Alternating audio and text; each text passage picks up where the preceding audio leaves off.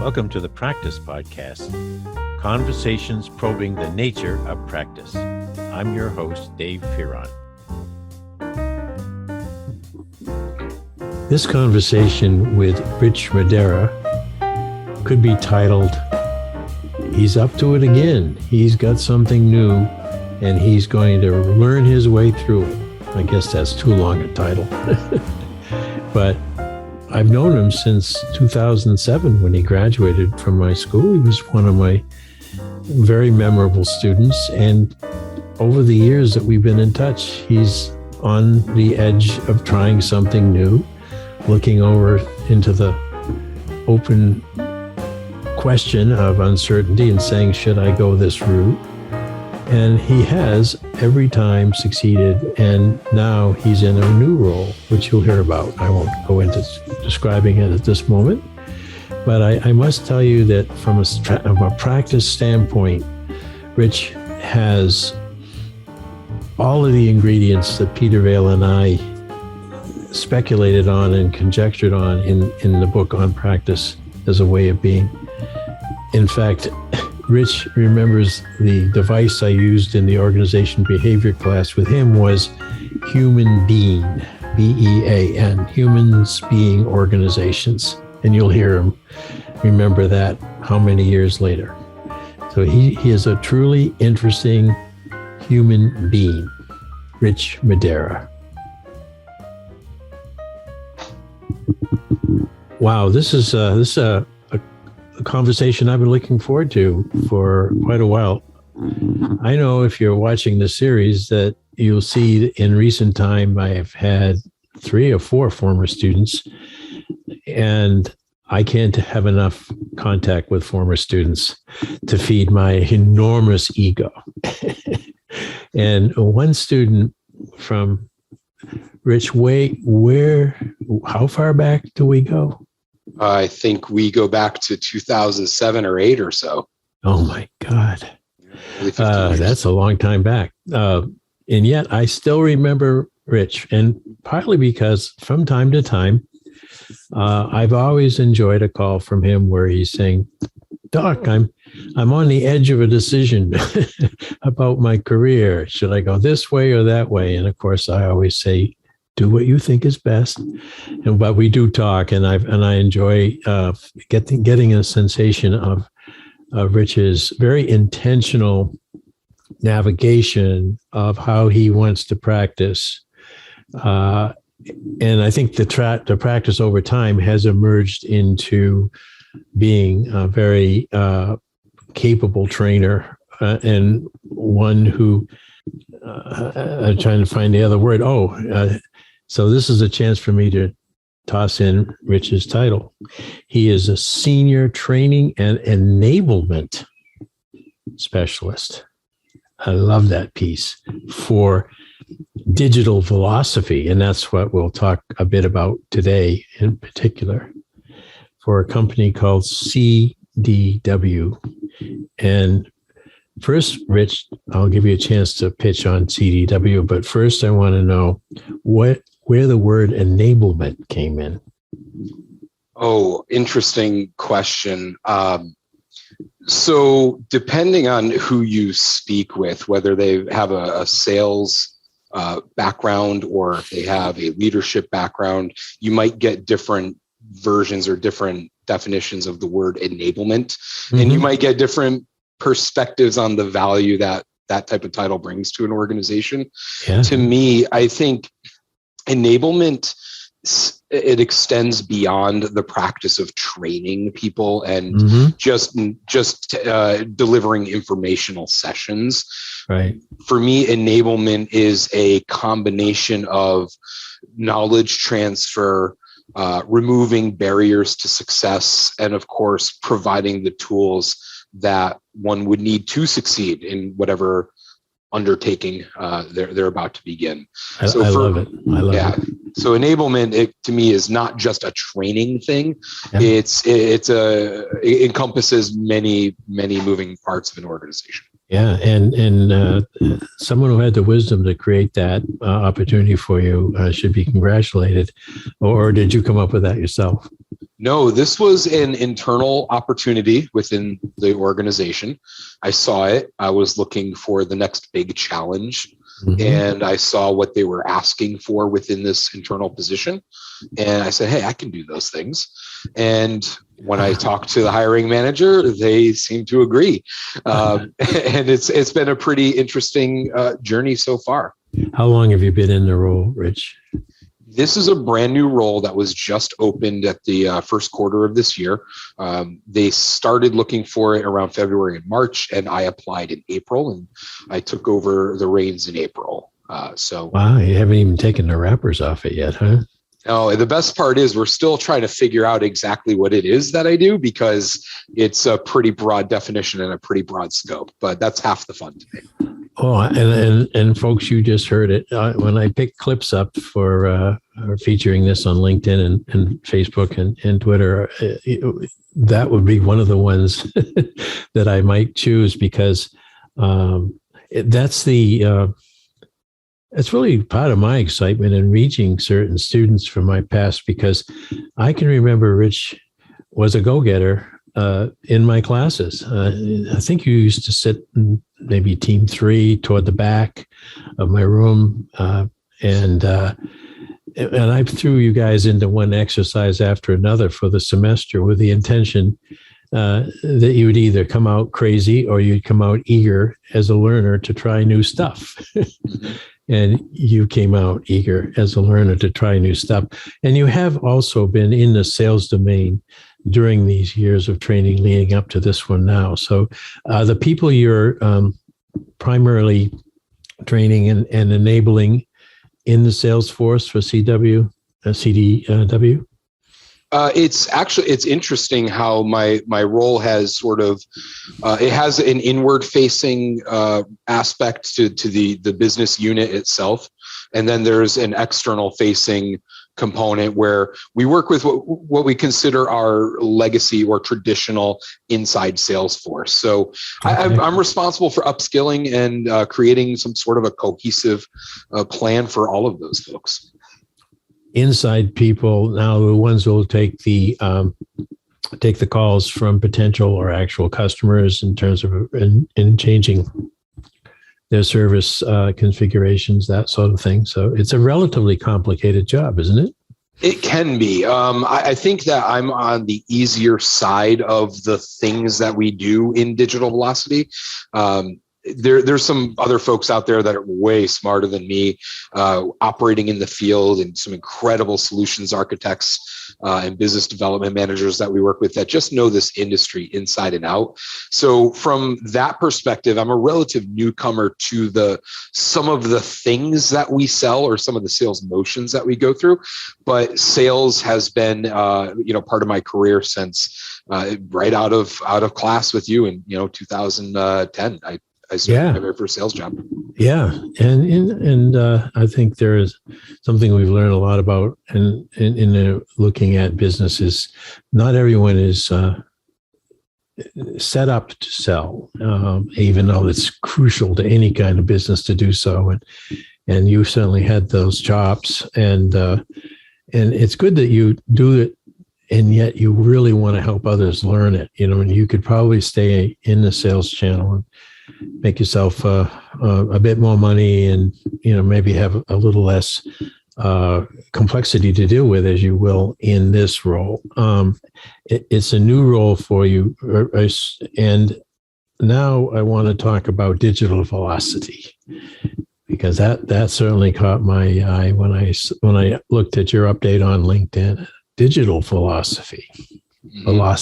I keep saying philosophy, don't I? It's funny though how those the philosophy of what we do is kind of unique. So there is a digital philosophy to digital velocity, you could say. Okay, great. Let's talk about both. Sure. So digital velocity is it's a business unit within CDW proper. And this is sort of the execution arm of our technical services aspect. So Okay. being that CDW is the leading solutions and integrated solutions provider in the markets that we serve, we also have this really incredible consultative arm, strategic and consultative arm that can work with a client to truly understand what are the technical requirements, the business requirements, and the business outcomes that they're trying to accomplish. And then what we'll do is take a look at those goals that the customer wants to achieve, and we'll back into the technology family or the technology groupings and services that are going to help the customer achieve that goal. So what's interesting about the approach that we take, it is an outcomes-based approach. At the end of the day, we're a partner agnostic organization. So I don't care if you're you prefer brand A, brand B, or brand C. We're going to go with whichever one of those is truly going to fit the outcome that you're looking for. Okay. So it's a really nice, there's a good philosophy within the organization in Digital Velocity. Now, that's the name of the subunit of the business, Digital Velocity. Does it, when you are working with these customers, is speed an issue for them too? Is that an attraction that they want to be able to have the highest possible efficiency for flow, so that they can get their data quicker, they can get everything done quicker? Sure. Yeah, that's a great question. I'm actually really glad you asked about speed, because we do have a mindset around that. So when you look at the true definition of velocity, it is the combination of speed plus direction. That's true. So when we think about that from a customer's perspective, maybe you have an organization that has some really great talent and great capabilities to drive their business forward at a pretty rapid pace. And then on the other side of that, maybe you have an organization that they've got the ideation of what they want to accomplish and a strategy in mind, but they don't have the resources to execute. So that's when we say we can provide both speed and direction, that's what we mean. And the outcome that the customer gets from that is competitive distance. I don't like to say competitive advantage, because I don't know, that's kind of that's a little fuzzy wuzzy to me. With competitive distance, you can say I am this much better than my competition, or we do things this much faster or sooner, or whatever your measurement of success is. Yeah, it means there's measures, and there are measures in place either at the industry level or within the sector that you're focusing on at the time. It's funny because I'm on a particular carrier that advertises 300 BPS. When I first came on this carrier, it was 30.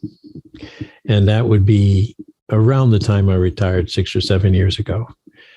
So I thought, well, 300 should do it, for my podcasting and all of this. And then they said, well, we'll give you a chance to try our 700 and something, of course, speed. So I flipped up to the 700, and it was really, I could tell a difference. And right just before this call, I was frustrated because I was on the call with my editor, and he was, we were flipping different files around and looking at things, and I noticed maybe the tiniest slowness compared to what I was used to. So I called my carrier and I said, put me back to Ultra. and it's funny that you said that, because when you look at what the research tells us, about customer experience, just I think according to a Gartner report, or an IDC, if I'm not mistaken, it was that customer experience that overtook price and product as the primary driver. So, yeah. and in fact, what we found is that, nearly 6 out of 10 customers are willing to leave their current vendor for a better experience elsewhere. Yeah. So, you're talking about something pretty timely here. Yeah. And it is an interesting coincidence. And of course that feeds into direction again, because in order for your customers to have the distance created as you promise. Part of that is pretty close to flawless transaction, whether it's electronic billing or whatever the device may be. Now, what about equipment itself? I don't want to get too much into your weeds, but you mentioned this. You were agnostic in regard to that. If a new customer were to come along, the first thing I assume you ask them is, well, how are you set up now? And then do you look at equipment changes as well as digital access? Yeah. So, for as far as a first step goes, I would probably leave that direct to one of the, like the business development managers or somebody who is more of a customer facing role than I am. Okay. But to talk to this idea of hardware, we kind of have to go back a little bit into the history of where CDW came from, because, for the better part of the last 34, 35 years, CDW is one of the biggest technology companies that you've never heard of because of our span and our logistical capabilities. We're nearly a $20 billion organization just a couple of years ago. And most of that bread and butter was built on the hardware sales that we could provide. So you think about desktops and servers and, all of the software and the peripherals that go with that. But the challenge is, and you can see this anywhere that you go, whether it's Amazon or Costco or Best Buy, technology is a commodity now in most cases. Yep.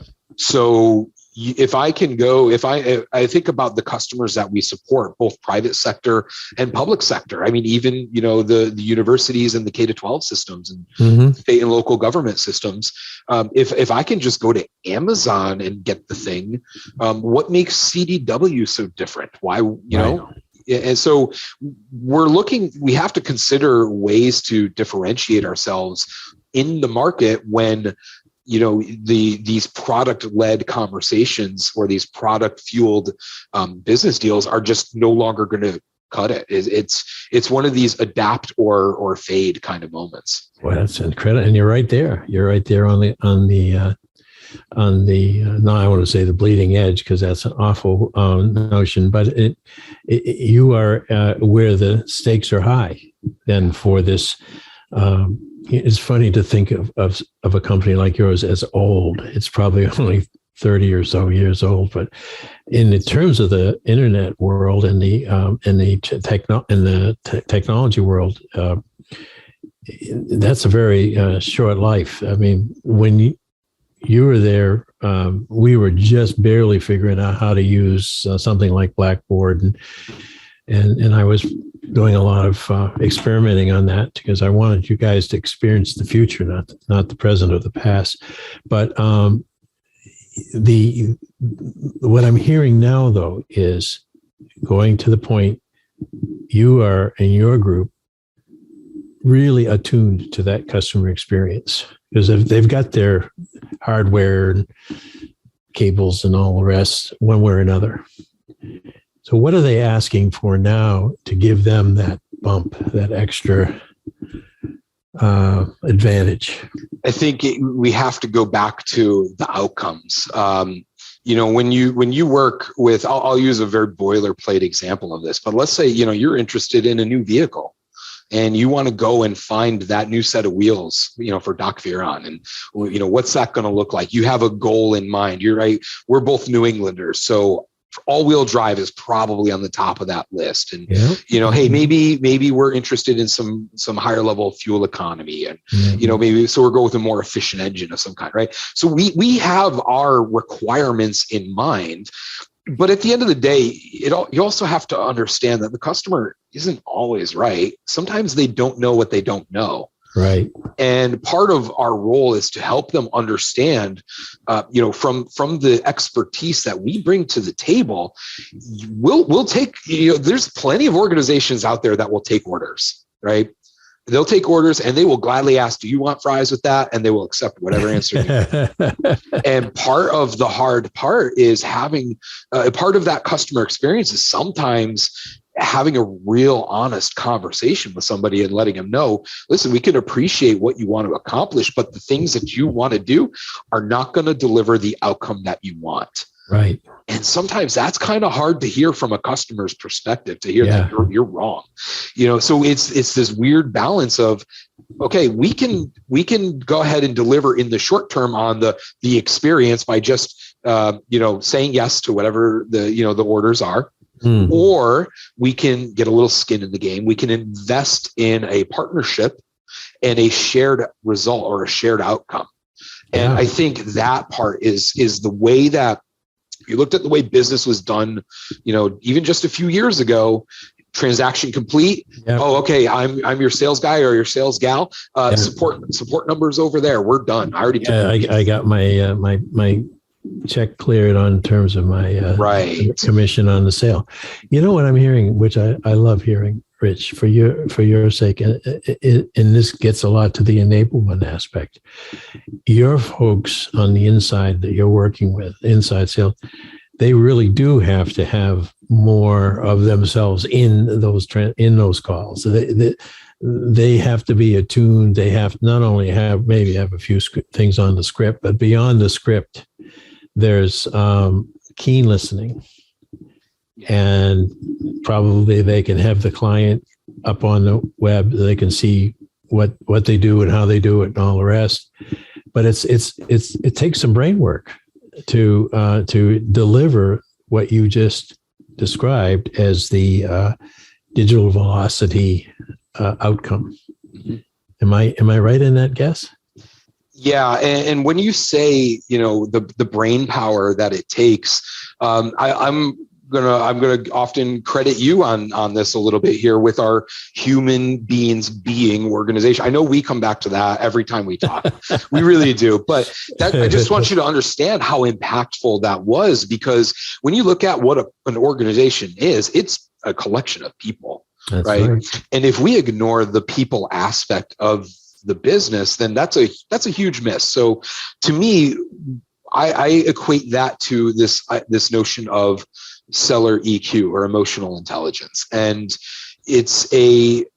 that's kind of a hard thing to wrap your head around sometimes if you're not in the practice of practicing, emotional intelligence. Exactly. And it's a huge thing, because what the person either on the other end of the Zoom call or the other end of the headset where they're talking to them by phone, they have, as we all do as humans, almost instantaneous impression of who they're talking with. Just like, I think I read an article, something less than a nanosecond. They've already started to key themselves up to whether they want to have any more time with this person, or whether they want to either hang up or move on. And it's a big challenge. And I just tested it when I called this carrier before our Zoom call and told them I wanted more speed. And right away, I heard someone who wanted to have a little more information why I needed it about in case I really didn't need it. And I like that. And I've had how many of these calls as an old guy? They can tell I'm an old guy, where they're going, oh, okay, yes, sir. And it's huge. It's human to human connection, probably more intimate in some ways, since we're looking at each other on a screen and hearing each other's voices, than if I were standing in the counter in one of your former employer's stores, talking about a cell phone. So let's go to what you do now, what you're organizing and designing to not only bring new people on or bring up the level of acumen for the folks who are there, but perhaps help them further understand this notion of velocity. Sure. So, as I mentioned earlier, the role was brand new. There was really sort of there's a sort of an outline of what needed to happen and what we needed to accomplish, and some short-term goals that I kind of picked up and ran with that I truly enjoy. But the bigger picture and what we're finding out about this is the scope is kind of expanding a little bit, and we're finding that there are other opportunities that I can start to influence, or so other areas of the organization that we can, upskill or provide just a little bit more context or a little bit more confidence or drive a little bit more awareness. So what I consider my role is as I've said before, it's a couple of things. Primarily, I'm a facilitator of knowledge transfer from our subject matter experts to the folks that are the ones interacting with the people every single day, right? Reaching out to those customers, whether it's on the phone or Zoom or email or which carrier pigeon, whatever they like to do. So how do I take something that is invariably technical and challenging, and for somebody like me, it's even that is still behind this Wizard of Oz kind of curtain. I don't understand all the inner workings. So how do I take those outcomes, the things that we try to accomplish, and then translate that into something a inside or a field salesperson can understand and then start to run with? Wow. So yeah, we've got these, and again, sticking with this idea of practice, we have these practices within our organization, like these pillars of practice that we do, whether it's, a cloud or cloud native sales, or maybe you're interested in automation or artificial intelligence, all those really cool, and I'll take the word and run with it, the bleeding edge things, all that really cool stuff that you hear about. Well, that's what we do. So how do we demystify it and then turn it into something that you can talk about another regular person with, whether it's a small business owner, like a mom and pop shop, or it's a school principal, or, somebody working in a small town like you and I grew up in. So, that's right. I think that's kind of the coolest thing. That's the challenge that I'm trying to figure out. So you're translating techniques, what your subject matter people, they can rattle off to each other in their own language faster than the speed of words. And then you have a person who has to be in between them and your ultimate customer, and has to have, you have sort of not necessarily dumbed down, but you have to retranslate into words that they understand initially, and then they take them to heart, and they can test them out, and they get some coaching on it. And then when they're on the phone with Principal Jones, they're listening to Principal Jones' way of explaining things about what he needs for his to increase the let's say hybrid capacity in his classrooms now that we've gone through the pandemic. And now in that person then could get the next call from someone altogether different, or do they have channels that they tend to work in so they become more proficient in the language of a particular channel, like public sector organizations or manufacturers? Yeah, so let me throw one other confounding factor in there for you too, and then I'll answer your question. Not only do I have to translate it, but I also have to demonstrate to them, or at least provide some value in the sense that this is a good idea for you to talk about. Right, this is going to benefit you in some way. So I haven't really moved out of a sales role. I'm still selling ideas to people. That's still one of the things. But so I hope that, I just want to add that one clarifying piece to that. But as far as the way that we operate, we're stratified into segments like K to 12 and high ed. So if you work with somebody that, if you're a principal or a superintendent or a dean, somebody calls you from our organization, they specialize in your segment or your vertical. Well, that's good. That at least get that piece. Correct. Yeah. So they don't need to learn how to talk to a small business owner and a large CEO of a Fortune 100 and a university system. They focus specifically. And again, this kind of honing the practice in that sense really allows them to get really deep into, what's meaningful to that segment or to that vertical. Yeah. So on that side, they're gaining expertise, awareness, cultural sensitivities, all those great things, which kind of come as a piece. What is it you're bringing to them that's new then, other than the technical explanations of a particular new process you're doing? When you said, you're kind of still selling an idea. And I think that's what you told me when we first reconnected, this whole idea of digital velocity is it's not a campaign, it's a reality, right? But that's the secret sauce that they have to get. Well, part of the message I try to convey is that, listen, we got to where we are as an organization right now on the back of that logistics network and the capabilities that we have to provide the hardware and the software and the peripherals, right? So let's not pretend that that's not an important part of our business. It truly is.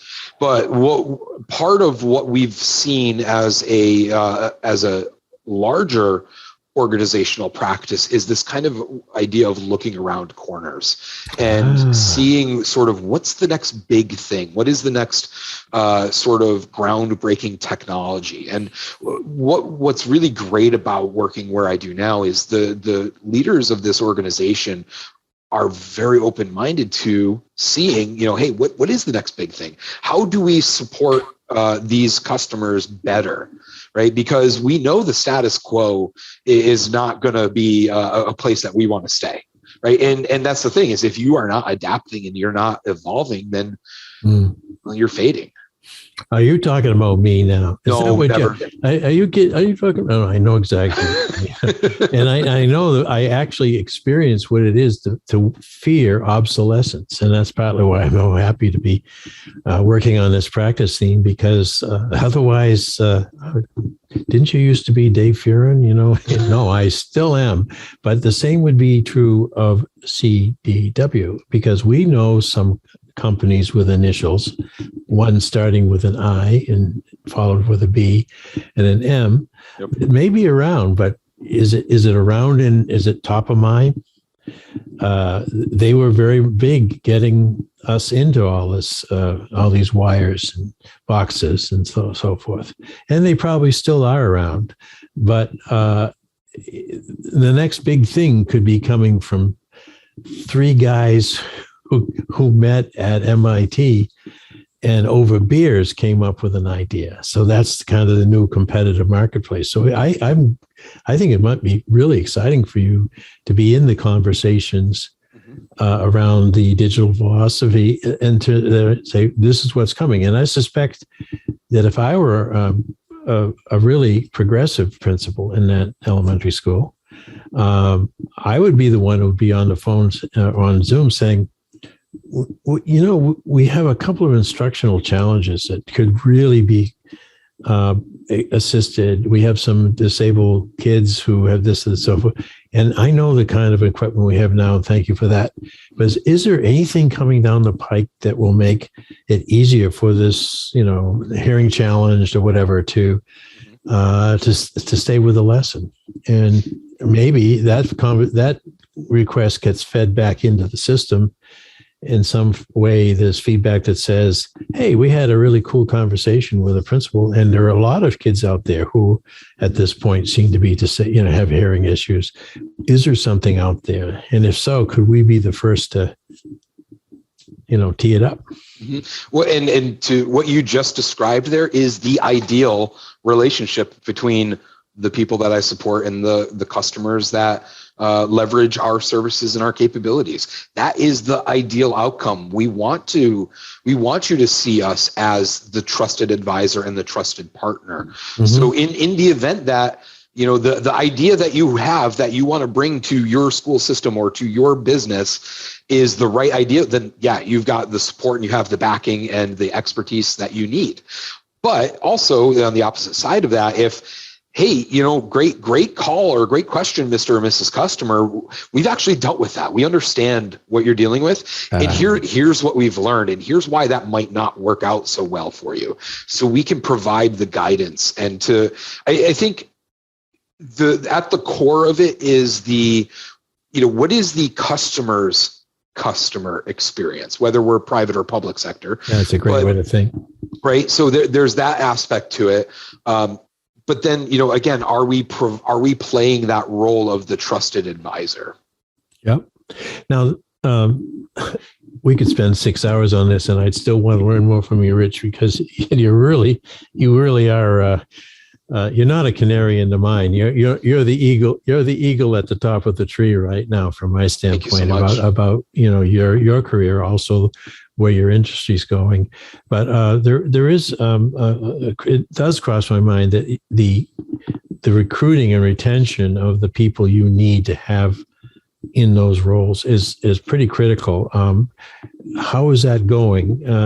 A and B, do they work mainly remotely, or how have you made sure that because this is a big issue right now, recruiting and retaining. And what I'm hearing you is that if they're going to come to work at CDW, they're going to want to be well regarded and well compensated, but also you'd want them to be pretty special too. Yeah, so the talent pipeline is always one of those things that we've got to keep an eye on, because when you again, thinking about what's coming around the corner.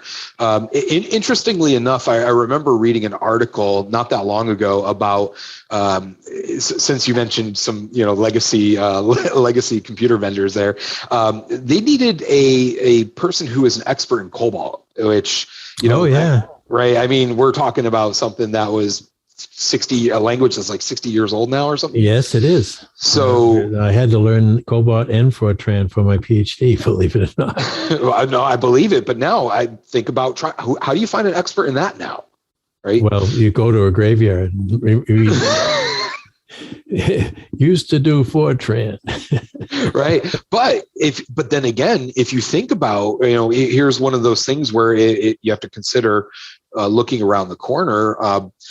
How many organizations are still on some of those old IBM mainframes? How many? A whole lot, particularly public schools, municipalities, perhaps maybe not hospitals. They've had a huge incentive to upgrade, but that's true. And there still may be some people who program in BASIC, tip of the hat to Bill Gates.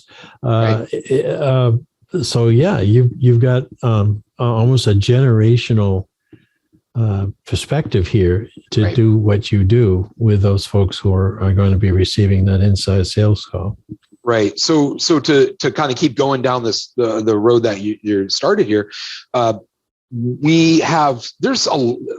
it starts with the culture of the organization. It's truly a great place to be, and it's funny because turnover in a sales organization, any aspect of sales, it's usually quite high. Yes. But what I really love about working at CDW is that I see so many people that might try something else. They might see, hey, that looks like a cool opportunity at a partner, or cool opportunity that I want to try here or there. And maybe it works out, maybe it doesn't. But the good thing is there's so many people that come back to CDW and are like, there you go. It was great, and what I really enjoy is the fact that people don't begrudge that. If you're looking at another role, another opportunity somewhere, nobody begrudges you that, because that's a very big cultural change. Then very important. It is. So we have factors like that, and then you combine it. And I know you'll appreciate this one with the work you did with Travelers and Central back in the day. We have an incredible intern program that we support. I was lucky enough. You can see the picture right behind me here. That's my group of summer interns that I took through our training program in 2019, and I'm still in touch with many of them today. That's great. So where are you located? You did this here in Connecticut? Correct. Yeah, we worked out of our Shelton office.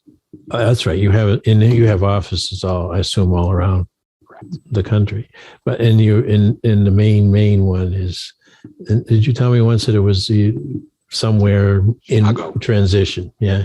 Yeah. Chicago, man. What about those White Sox? I think they just got eliminated by a team called the Guardians, and I'd never heard of them. I remember this morning I was watching the news with my wife. I said, "Who are the Guardians?" She said, "See the first part of that? Cleveland. They don't call them the what's anymore." So change, ain't it great? And it's all about humans being, isn't it? Yeah, absolutely. You see the interns.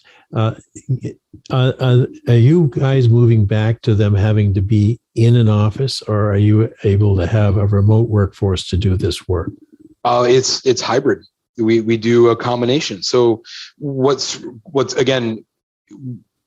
really nice about this organization is that we know it's not a one size fits all, whether we're talking about a coworker or a customer. Because again, at the end of the day, when I think about my previous role as the trainer, my customer was the coworker, right? So I had to think about who am I serving and how am I showing up? Mm-hmm. So, what worked out nicely over the pandemic has been this hybrid model. I remember the day very, very clearly. It was Friday the 13th, 2020. I had just finished our latest onboarding class, and 4:00 on a Friday, we're over here talking, saying, "Hey, great. So starting on Monday, you're going to come in and we're going to go onto the sales floor, and you're going to be sitting with your managers and your coworkers and your peers." And then 4:30 rolls around, and they're like, "Oh, by the way, you're working from home starting Monday." Yeah, what a change! Huge, major. No, we couldn't have seen that coming. So that I think that if someone were listening to this now and thinking, that's a role that I could learn that role, or I'd like to move to that role from my inside sales experience now, they could work 100% from home if that accommodated the fact that perhaps there's children or whatever involved, or or would they be required to come into the office a couple of days a week? So I can't speak to what might change, but currently there is no formal requirement to be in the office. But many of our more junior coworkers do, because they then get to experience this incredible culture. They want the bonding. So I think I was kind of pushing this toward the end of our call now, because the challenges for people who are in your role, training and enabling, have had to do an awful lot of it using this technology that we're using right now. This happens to be Zoom. And there was some adaptation there. And I know you've become very proficient at it, haven't you? I have. Yeah, that about face that we had to do in 2020 was interesting, because for the 2 years I had been doing the job, I had been the instructor delivering to the learner, on the floor. And then all of a sudden the instructor also becomes the learner again. And not that I've ever stopped the learning behaviors that I do, but now I was very proficient with, working in a classroom, just like we had at Central, and delivering the content and making it an engaging experience, and making sure by the end of the day we had specific learning outcomes accomplished. Yeah. Well, now all of a sudden we have this electronic barrier between us. And I don't know if you're paying attention, or I don't know if you're disengaged, or if you're, behind the camera rolling your eyes at me, or whatever those things might look like. So I now had to relearn all of my motions in the classroom, and then turn this virtual classroom into an engaging, exciting, and an experience that you want to be part of. So now you're also coaching your subject matter folks who are going to be in between. You're going to be facilitating, so they have to get better and better at using the both on the floor and in the air. But it's gonna work, because you are one sharp dude. Well, thank you so much. I appreciate that, Doc. So we are out of time for this call, but I'm going to keep tracking you down. I want to hear how, since you've only been at this a few months, I want to hear how this is flowering, and what are some of the lessons you're learning. If you ever get wind of anything that's the next big thing, whisper it into my ear. I've always had a yearning to know the next big thing of anything. Got it, Doc. Absolutely. Okay, Rich. Very, very good conversation. Thank you so much for having me. Appreciate you. Thanks for listening to the Practice Podcast, where we discuss practice with a capital P. If you'd like to hear more, listen in on Spotify, Automatic, and Apple Podcasts, or go to inactionresearch.com/podcast-page. And if you'd like to learn more about social inaction and the nature of practice, head over to inactionresearch.com for more information. Thank you for supporting this show. We look forward to hearing from you soon. Oh, and one more thing. How could I forget? The book on practice as a way of being is available now in digital form, something that would be new, like podcasting to many of us. And it's a great way of learning more and more about what this podcast presented when Peter Vale and I originated it several years ago. So please come to mylibrary.world/practice, and you'll see what I mean. Thank you.